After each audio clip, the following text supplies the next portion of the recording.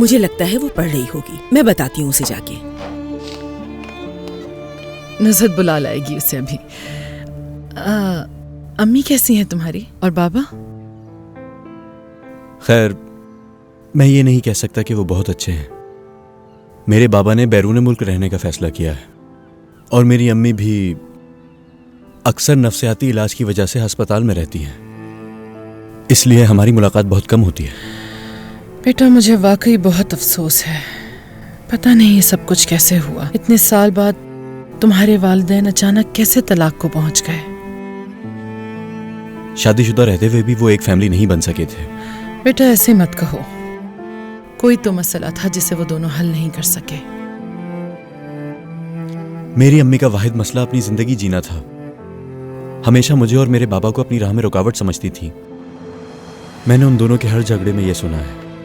उनका कहना था कि हमारी वजह से उनकी जवानी बर्बाद हो गई, इसलिए वो नफ्सियाती हो गई। मुझे तो ऐसा ही लगता है। इसी वजह से मैं अपने घर नहीं जाता हूं कि वो मुझे घर में देख के मजीद नफ्सियाती ना हो जाए। तुमने वाकई बहुत तकलीफ झेली है सरदार बेटा, लेकिन वो फिर भी तुम्हारा खानदान है, तुम्हारा घर है। अपने घर के दरवाजे खुद पे मत बंद करो। मेरे लिए तो बस यही काफी है। आइवी लीग के मेरे बचपन के दोस्त और आप, बस यही काफी है मेरी जिंदगी में। लेकिन तुम जानते हो ना कि इस घर का दरवाजा हमेशा तुम्हारे लिए खुला है। हमने कभी तुम्हें अपने से अलग नहीं समझा बेटा। तुम हमेशा हमारे खानदान का हिस्सा हो।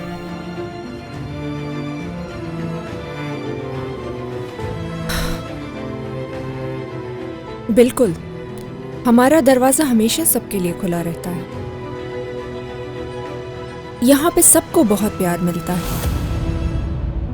लावारिस भी रहते हैं यहाँ पर और सब बहुत खुश रहते हैं यहाँ पर। उनको ये अपना घर लगने लगता है और जब उनका दिल भर जाता है तो सब चले जाते हैं। इन बातों का क्या मतलब है उरूज?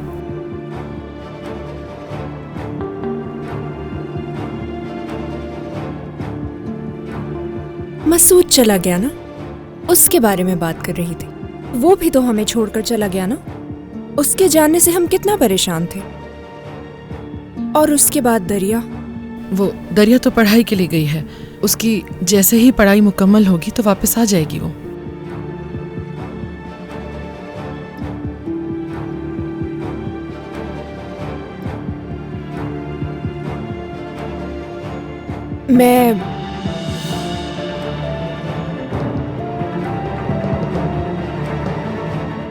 मैं क्या? ओ, इसका मतलब है कि ये अपनी पढ़ाई खत्म करके कॉलेज जाएगी, यही कहना चाहती थी ना बेटा? मैं ऐसा कुछ नहीं कहना चाहती थी।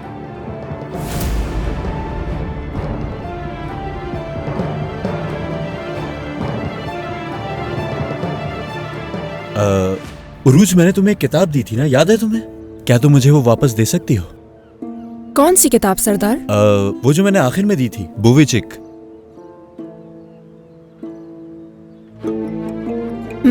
लाती हूँ।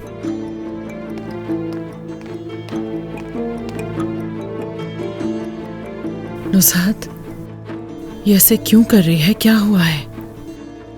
मुझे भी कुछ समझ नहीं आ रहा है। हो सकता है इम्तिहानों की वजह से थोड़ा परेशान हूँ। मैं जरा किचन से होकर आती हूँ।